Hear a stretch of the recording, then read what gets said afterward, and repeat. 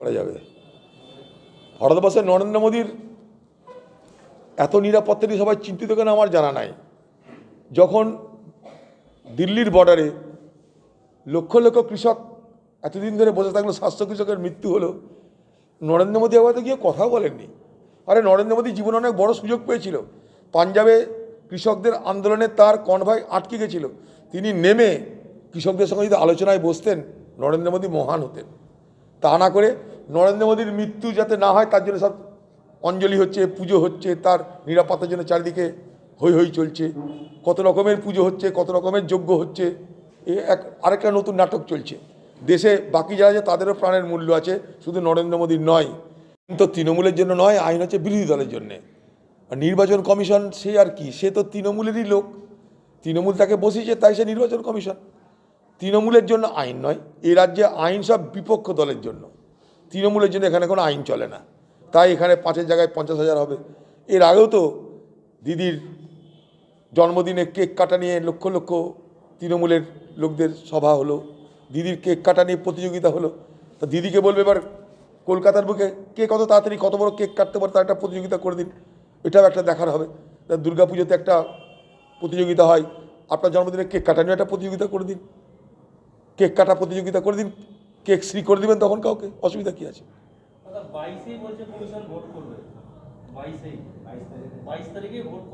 সে তো জানি তো, এটা তো সরকার বলছে, দিদি নিজে বলছে। নির্বাচন কমিশনার তো সরকার, সরকারি একটা অঙ্গ। নির্বাচন কমিশনের ক্ষমতা যে দিদির বাইরে কথা বলার, কালকেই বলেছি আমি, দন্তবিহীন ব্যাঘ্র, টুথলেস টাইগার এরা। দিদি যা বলবে তাই হবে। সরকারের চূড়ান্ত ব্যর্থতার নিদর্শন আজকে কোর্ট ফয়সালা করছে, যেটা সরকারের দায়িত্ব।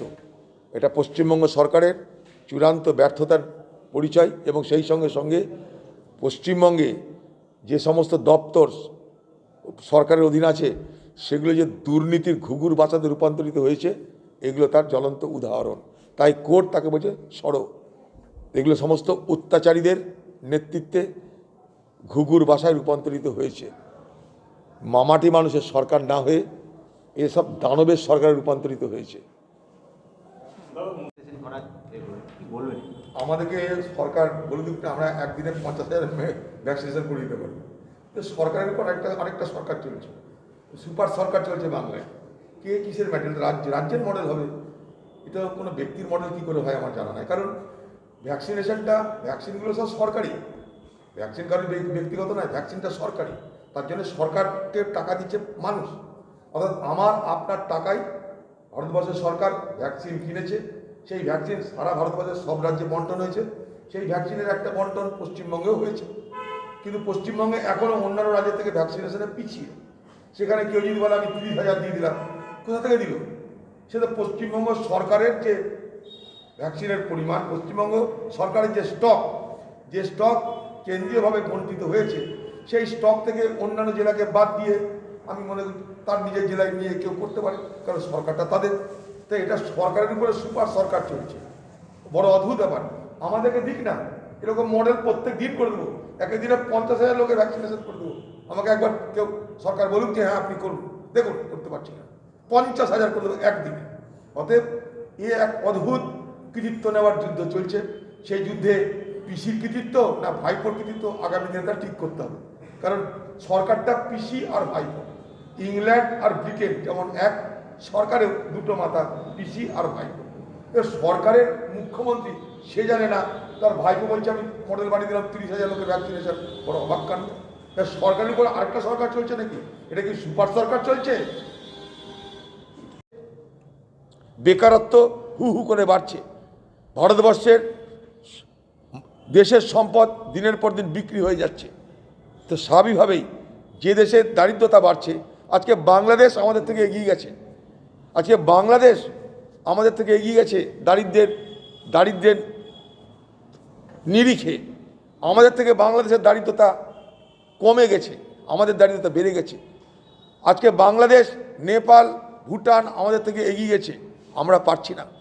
কংগ্রেসের আমলেও পৃথিবীতে 54 নম্বর স্থানে ছিল ভারতবর্ষের দারিদ্রতার স্থান, আজকে সেটা নেমে 103 নম্বরে চলে গেছে।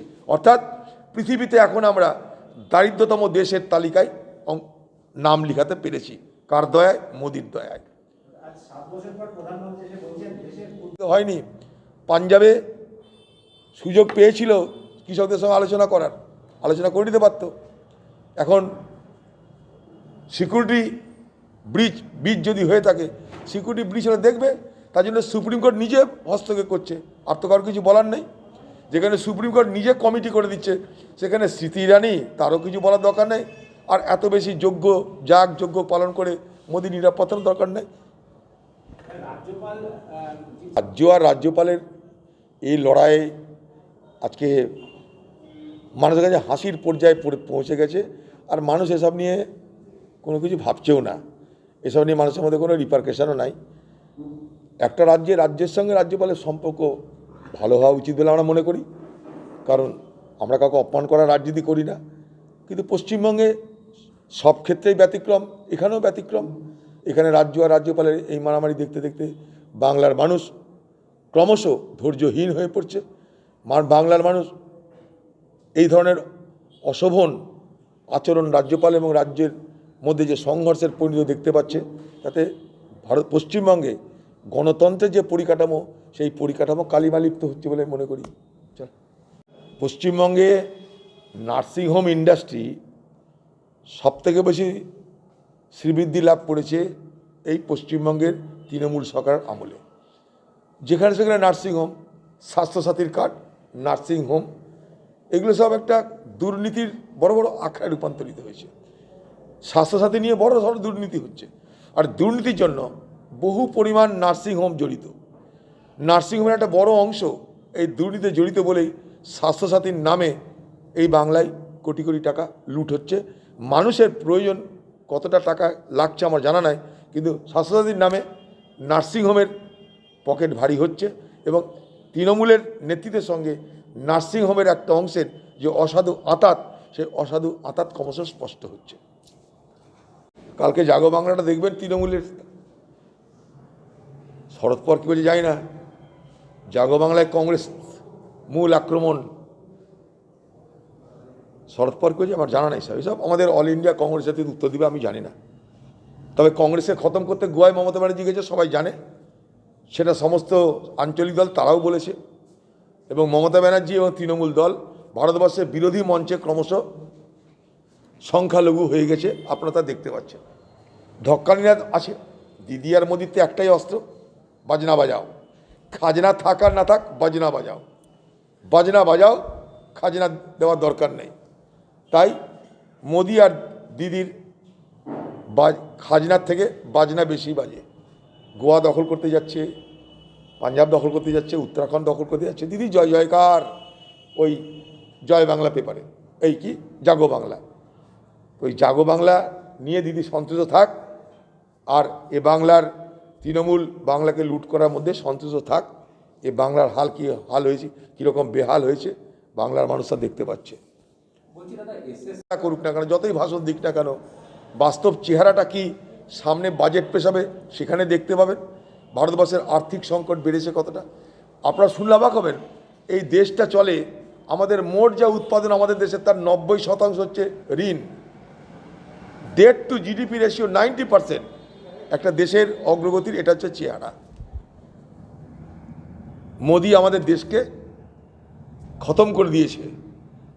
এ দেশ একসময় নিশ্চয়ই অগ্রগণ্য দেশের তালিকায় পৌঁছাতে পেরেছিল, কিন্তু এই নরেন্দ্র মোদী এবং বিজেপি সরকার এই দেশের অগ্রগতি নয়, এদেশের সাম্প্রদায়িকতাকে হাতিয়ার করে টিকে থাকতে চাইছে। যে দেশ সব কিছুর বিনিময়ে সাম্প্রদায়িকতাকে শ্রেষ্ঠ অস্ত্র হিসাবে মনে করে, যে দেশের সরকার, যে দেশের সরকারি দল, সে দেশ এগোতে পারে না। দেখুন, স্বামীজিকে নিয়ে শুধু নয়, সারা ধর্ম ব্যবস্থাটাকে নিয়ে তো বিজেপিরা ব্যবসা করছে। রাহুল গান্ধীর উত্তর তো দিয়েছে যে ওরা হিন্দু নয়, হিন্দুত্ববাদী। হিন্দু ভালোবাসার কথা বলে, হিন্দুত্ববাদী ঘৃণার কথা বলে। তাই ভারতবর্ষের পার্লামেন্টে 2019 সালে মোদিজি যখন ক্ষমতায় এলো, তখন বিতর্ক হয়েছিল রাষ্ট্রপতির ভাষণের উপরে। তো বিজেপি পার্টির তরফ থেকে নরেন্দ্র মোদী মানে তার নাম নরেন্দ্র মানে বিবেকানন্দের নাম, তাই তাদের বক্তা বলেছিল যে এই সেই নরেন্দ্র মোদী নব অবতারে ভারতবর্ষে এসেছে। তারপরেই আমার বক্তব্য ছিল, আমি তাকে বলেছিলাম যে কোথায় মা গঙ্গার কোথায় নর্দমা, নরেন্দ্র মোদীর নাম দিলেই হবে না, ওই নরেন আর এই নরেনের ফারাকটাইটাই মা গঙ্গার সঙ্গে নর্দমার ফারাকের মতন। এরকম ঘৃণ্য কাজ পশ্চিমবঙ্গ সরকারের অধীনে হয়। বাংলার মুখ্যমন্ত্রী তিনি একজন মহিলা, তার কাছে আমার দাবি থাকবে যে মেডিকেল কলেজে যে সমস্ত মহিলাদেরকে নিয়োগ করা হয়েছিল তাদেরকে ছাড়িয়ে দেওয়া কেন হচ্ছে, তাদেরকে কে কুপ্রস্তাব দিয়েছে, কেন দিয়েছে, তাদের প্রতি অত্যাচার হয়েছে কেন। পশ্চিমবঙ্গের তৃণমূল নেত্রী তিনি মহিলা, তাকে বলবো আপনি তদন্ত করে তার ব্যবস্থা করুন। আজকে আমরা কাউরির চাকরি দিতে পারি না, চাকরি খেয়ে নেওয়ার অধিকার কাউরির নেই। পেটের ভাত দিতে পারবো না, পেটের ভাত কেড়ে নেওয়ার অধিকার আমাদের নেই। এখানে যারা সংস্থা যাদেরকে সরকার অ্যাপয়েন্টমেন্ট দেয়, সরকার অ্যাপয়েন্টমেন্ট দিয়েছে এই সমস্ত সংস্থাকে, তারা তাদের ইচ্ছা অনুযায়ী কোনো নিয়মের তোয়াক্কা না করে যখন যাকে মনে হবে রাখবে, তাড়াবে, আর তার মাধ্যমে মানুষের জীবনের বিপর্যয় নামিয়ে আনবে, মহিলাদেরকে কুপ্রস্তাব দেবে, তার তদন্ত কি হওয়া উচিত নয়? আমরা এই সমস্ত মহিলাদের প্রতি যে অন্যায় অবিচার হয়েছে তার প্রতিবাদ করে পশ্চিমবঙ্গের সরকারের কাছে আমি দাবি জানাবো তার পূর্ণাঙ্গ তদন্ত হোক।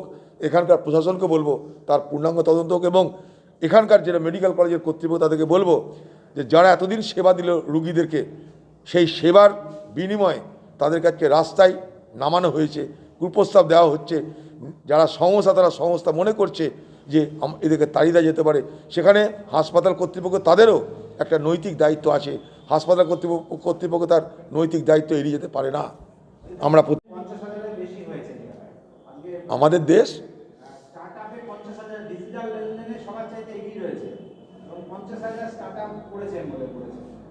স্টার্ট আপ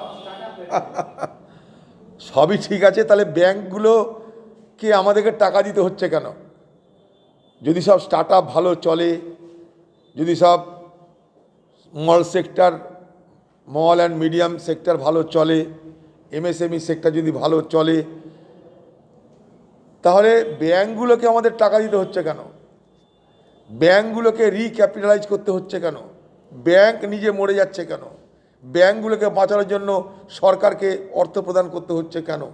ভারতবর্ষের মোদিকে 6 লক্ষ কোটি টাকার সম্পত্তি বেচবার জন্য বাধ্য হতে হচ্ছে কেন?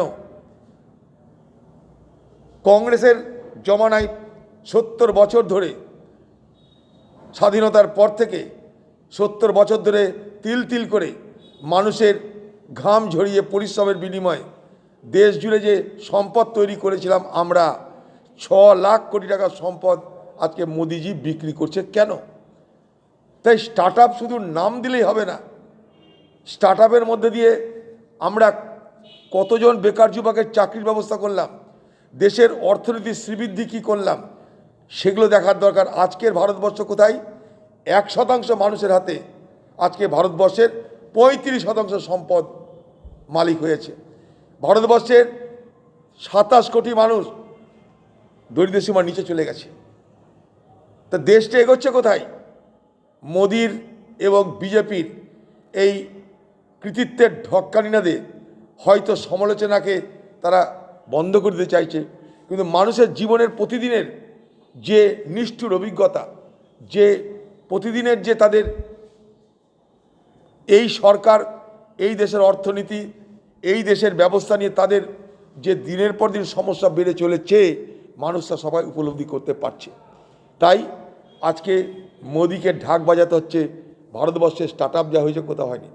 একটা দুটো নয়, আপনি লক্ষ লক্ষ স্টার্ট আপ করুন, সেটা আলাদা কথা, কিন্তু স্টার্ট আপ করার বিনিময়ে আমি কি পাচ্ছি সেটা দেখতে হবে।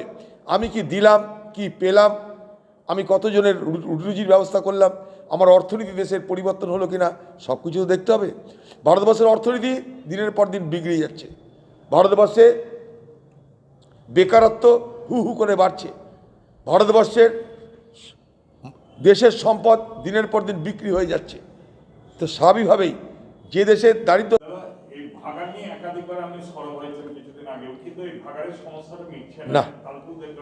না মিটছে না। বহরমপুর শহরের মধ্যে বহরমপুর শহরের মধ্যে যেভাবে বিষাক্ত বাষ্প এই ভাগাড় থেকে প্রতিদিন বার হচ্ছে, তাতে ওই এলাকায় মানুষের শারীরিক অবস্থা খারাপ হচ্ছে, বাচ্চাদের শরীরের উপরে তার প্রচণ্ড কুপ্রভাব পড়ছে, মানুষের শ্বাস নেওয়ার সমস্যা হচ্ছে। গোটা এলাকাটা পুঁতি গন্ধময় হয়ে থাকতে একদিকে ভাগাড়, আরেকদিকে এখানকার শ্মশানে আবার সেই কাঠ জ্বালিয়ে মানুষের দেহ দাহ করা হচ্ছে। আমরা কোথায় বাস করছি? কোথায় বাস করছি? গঙ্গা অ্যাকশন প্ল্যানে তৈরি হয়েছিল ইলেকট্রিক চুল্লিওয়ালা শ্মশান, আজকে সেগুলো খারাপ হলে সারানোর ব্যবস্থা নাই। এই ভাগাড় সলিড ওয়েস্ট ম্যানেজমেন্টের টাকার অভাব নাই, তবু এই ভাগাড়টাকে সলিড ওয়েস্ট ম্যানেজমেন্টের আওতায় এনে এই ভাগাড় মুক্ত বহরমপুর শহর করতে পারছি না কেন আমরা? কার ব্যর্থতা? সরকার কাদের? সরকার তৃণমূলের, এখানকার মিউনিসিপ্যালিটি চালাচ্ছে তৃণমূলের নেতারা, এখানকার প্রশাসনের নামে প্রশাসন নেই, তৃণমূলের নেতারা প্রশাসক। তাই এই ভাগাড় সলিড ওয়েস্ট ম্যানেজমেন্টের টাকা থাকা সত্ত্বেও এই ভাগাড় মুক্ত বহরমপুর শহর হয় না। আমরা বহরমপুর শহরকে ভাগাড় মুক্ত করতে চাই, আমরা বহরমপুর শহরকে জঞ্জাল মুক্ত করতে চাই, আমরা বহরমপুর শহরকে সুন্দর পরিবেশ দিতে চাই, সেটা আমরা দিতে পেরেছিলাম। তাই বহরমপুরের মানুষ জানে আজকে, তাই আমাদের প্রতিবাদ করতে হয়। আর সরকারের তরফ থেকে যারা সরকারের প্রতিনিধিত্ব করে তারা আমাদেরকে মিথ্যা কথা বলার চেষ্টা করে। কয়েকদিন আগেও আমি পিএসসির মিটিংয়ে এই কথাগুলো তুলেছিলাম যে আপনারা যে বললেন যে আমরা সলিড ওয়েস্ট ম্যানেজমেন্টের আওতায় এখানকার যেটা ডাম্পিং গ্রাউন্ড আমরা সেটা ঠিক করব, কিছু তো হয়নি। আর শহরের মধ্যে এই 2 থেকে 2.5 লক্ষ মানুষের যে শহর, সেই শহরের মাঝখানে আজকে ইলেকট্রিক চুল্লি নেই, মানুষের দাহ পোড়ানো হচ্ছে, মানুষের দেহ দাহ করা হচ্ছে। এটা কোথাকার সভ্যতা, কোথাকার ভদ্রতা? সামান্য এইটুকু কাজ আমরা করতে পারি না? পশ্চিমবঙ্গ সরকারের 3 লক্ষ কোটি টাকার বাজেট হয়, এই বাজেটে শহরে একটা চুল্লি ঠিক করা যায় না? একটা ভাগাড় মুক্ত করা যায় না? এটাই মানুষের প্রতি আপনাদের সেবা? এইভাবেই সাধারণ মানুষের প্রতি অবজ্ঞা করা হয়, এইভাবে সাধারণ মানুষের যে সমস্যাকে ফেলে রাখা হয়, দূর করা হয় না।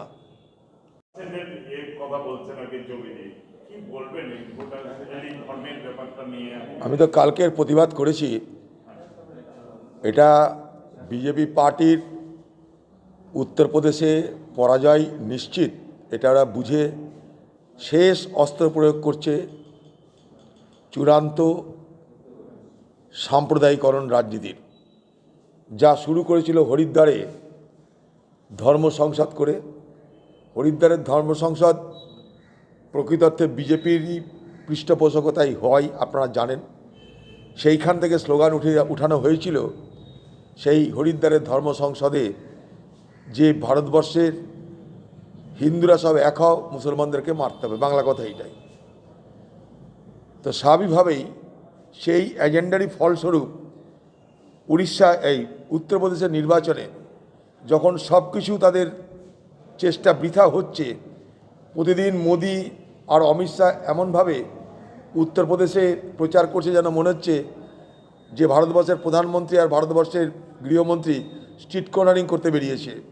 তাতেও যখন ফল হচ্ছে না, তখন তারা শেষ অস্ত্র হিসাবে এই চূড়ান্ত সাম্প্রদায়িক রাজনীতির আশ্রয় নিচ্ছে, যা দেশের জন্য, সমাজের জন্য, রাষ্ট্রের জন্য ভয়ঙ্কর বলে আমি মনে করি। কারণ ভারতবর্ষে 80% হিন্দুর মালিক বিজেপি নয়।